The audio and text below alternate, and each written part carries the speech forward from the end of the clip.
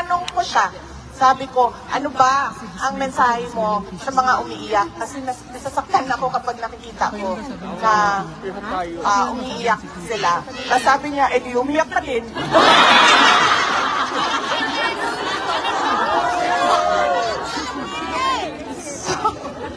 So yun na, alam niya na, yung sense of humor niya. So sabi niya, di umiyak ka din. Then sabi ko sa kanya, alam mo, wala akong masasolve na problema kung iiyak ako. Tama! So sabi ko, ano lang, ang kailangan ko lang ngayon ay ang mensahe mo sa kanila para hindi, mabigat sa loob, sa damdamin nila.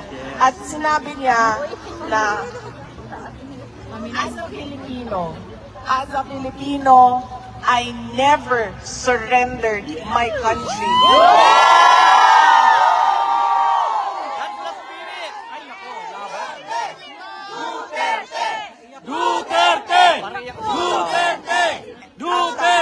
Sinabi niya, wala kayong masabi na meron akong Pilipino na binigay sa mga dayuhan.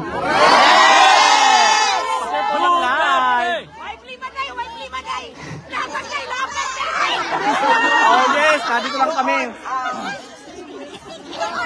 Yun ang mensahe niya nung tinanong ko siya kung ano ang specific mo na mensahe sa mga umiiyak.